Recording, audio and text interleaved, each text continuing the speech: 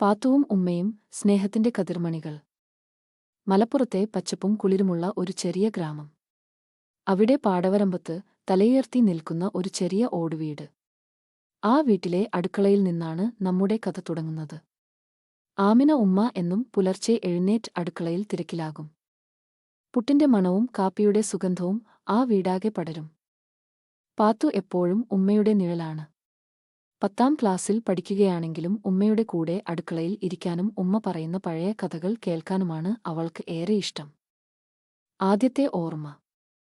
ഒരു വൈകുന്നേരം മഴ പെയ്യുമ്പോൾ ഉമ്മ പാത്തുവിനെ അരികിൽ വിളിച്ചു. പാത്തു എന്താ ഉമ്മ? ഉമ്മയുടെ ഉമ്മൂമ്മ അവർക്ക് പകർന്നു നൽകിയ ഒരു പഴയ കഥ പറഞ്ഞു തുടങ്ങി. പണ്ട് ആ ഗ്രാമം വലിയൊരു ദാരിദ്ര്യത്തിലായിരുന്നു. അന്ന് ഗ്രാമത്തിലെ എല്ലാവരും ജാതിയും മതവും നോക്കാതെ ഒന്നിച്ചുനിന്ന് അധ്വാനിച്ചാണ് ആ വലിയ പാടം വെട്ടിത്തെളിച്ചത്. നമ്മുടെ ഈ മണ്ണിൽ സ്നേഹം വിതച്ചാൽ സന്തോഷം കൊയ്യാം എന്ന് ഉമ്മ പറഞ്ഞപ്പോൾ പാത്തുവിന്റെ കണ്ണു വിടർന്നു. കഥ കേട്ടിട്ട് പാത്തുവിന് വളരെ സന്തോഷമായി. പാത്തുവിന്റെ വീട്ടിൽ കല്യാണം ആണ്. കല്യാണ വീട്ടിലെ ബഹളങ്ങൾ. വീട്ടിൽ ഒരു വലിയ സന്തോഷം എത്തുന്നു. പാത്തുവിന്റെ വലിയ ഇത്താത്തയുടെ കല്യാണം. വീടാകെ ബന്ധുക്കളെ കൊണ്ടു നിറഞ്ഞു. ആമിന ഉമ്മ ഓരോരുത്തർക്കും വേണ്ട ഭക്ഷണവും കാര്യങ്ങളും നോക്കുന്ന തിരക്കിലാണ്. പാത്തുവും കൂട്ടുകാരും വീടാകെ ഓടിനടന്ന് ആഘോഷിക്കുന്നു. ഇതിനിടയിലാണ് ഒരു ചെറിയ അപകടം സംഭവിക്കുന്നത്. അങ്ങനെ സന്തോഷകരമായ ജീവിതം മുന്നോട്ടു പോയിക്കൊണ്ടിരിക്കുമ്പോൾ പെട്ടെന്നാണ് അത് സംഭവിച്ചത്. മലപ്പുറത്തെ ആ പഴയ തറവാട് വീട് എപ്പോഴും ശബ്ദമുഖരിതമായിരുന്നു.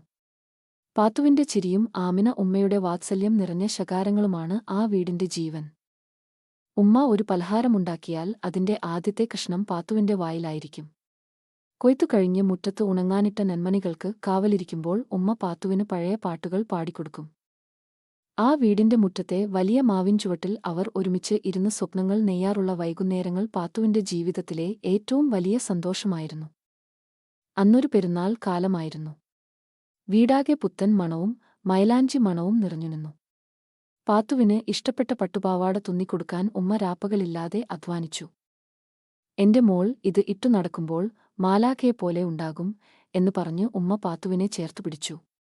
സന്തോഷം കൊണ്ട് ആ വീട് അന്ന് തിളങ്ങുകയായിരുന്നു. പക്ഷേ ആ സന്തോഷത്തിന് അധികം ആയുസ്സുണ്ടായിരുന്നില്ല. പെരുന്നാളിന് തലേന്ന് ഉമ്മ പെട്ടെന്ന് തളർന്നു വീണു.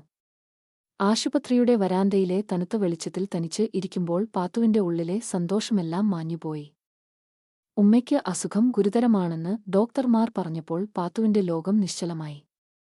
എന്നും തനിക്ക് തണലായിരുന്ന ഉമ്മ അതാ ഒരു വെള്ളത്തുണിയിൽ പൊതിഞ്ഞ് കട്ടിലിൽ നിശ്ചലമായി കിടക്കുന്നു. ഉമ്മയുടെ കൈകൾ പിടിച്ചു കരയുമ്പോൾ പാത്തുവിന് ആ പഴയ കഥകൾ ഓർമ്മ വന്നു.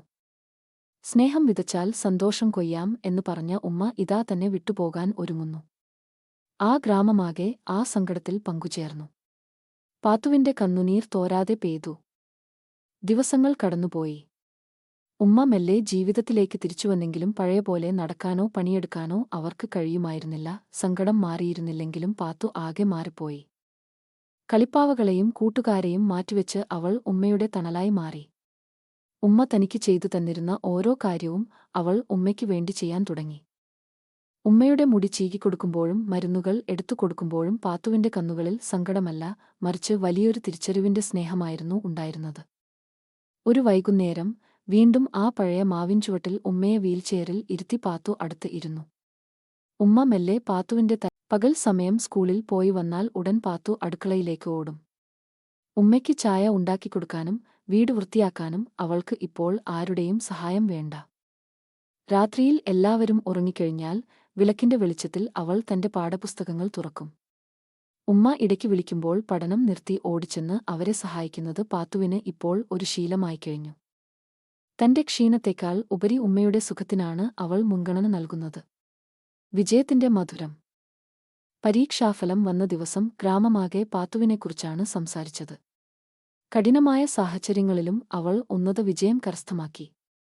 സ്കൂളിലെ അധ്യാപകർ നേരിട്ട് അവളുടെ വീട്ടിലെത്തി അഭിനന്ദനങ്ങൾ അറിയിച്ചു. ഉമ്മയുടെ അടുത്തെത്തിയ പാത്തു തന്റെ റിസൾട്ട് പേപ്പർ അവരുടെ കയ്യിൽ കൊടുത്തു. ഉമ്മയുടെ കണ്ണുകൾ സന്തോഷം കൊണ്ട് നിറഞ്ഞു. ആ കണ്ണുനീരിൽ പാത്തു തന്റെ എല്ലാ കഷ്ടപ്പാടുകൾക്കുമുള്ള മറുപടി കണ്ടു. ഉമ്മ അവളെ ചേർത്തുപിടിച്ച് നെറുകയിൽ ചുംബിച്ചു. നീ എന്റെ മകളായി ജനിച്ചതാണ് എന്റെ ജീവിതത്തിലെ ഏറ്റവും വലിയ ഭാഗ്യം എന്ന് ഉമ്മ പറഞ്ഞപ്പോൾ പാത്തുവിന് തോന്നി ലോകത്തിലെ എല്ലാ സ്വർണത്തേക്കാളും വിലയുള്ളതാണ് ഉമ്മയുടെ ആ വാക്കുകൾ എന്ന്. അങ്ങനെ പാത്തുവും ആമിന ഉമ്മയും സ്നേഹം കൊണ്ട് പ്രതിസന്ധികളെ മറികടന്നു. പാത്തു ഒരു വലിയ ഡോക്ടറാകണമെന്ന സ്വപ്നവുമായി മുന്നോട്ട് നീങ്ങി, തന്റെ ഉമ്മയെപ്പോലെ മറ്റുള്ളവരെയും ശുശ്രൂഷിക്കാൻ. നമ്മുടെ ഈ ചെറിയ കഥ ഇവിടെ പൂർത്തിയാകുന്നു.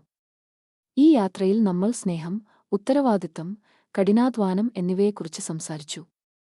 നമുക്ക് ഈ കഥയിൽ നിന്ന് എന്താണ് പഠിക്കാൻ കഴിഞ്ഞത് എന്ന് ചിന്തിച്ചു നോക്കാം. സ്നേഹത്തിന്റെ ശക്തി, പ്രതിസന്ധികളെ തരണം ചെയ്യാൻ ഏറ്റവും നല്ല മരുന്ന് സ്നേഹമാണ്. ഉത്തരവാദിത്തം, പ്രായത്തേക്കാൾ ഉപരി സാഹചര്യങ്ങൾ നമ്മളെ പക്വതയുള്ളവരാക്കുന്നു. കഠിനാധ്വാനം ചെയ്താൽ ഏത് വലിയ ലക്ഷ്യവും നേടിയെടുക്കാം. ഈ കഥ നിങ്ങൾക്ക് ഇഷ്ടപ്പെട്ടോ? ഇഷ്ടപ്പെട്ടാൽ ലൈക്ക് ചെയ്യാനും സബ്സ്ക്രൈബ് ചെയ്യാനും കമന്റ് ചെയ്യാനും ബെൽ ഐക്കൺ അമർത്താനും ഷെയർ ചെയ്യാനും മറക്കരുത്.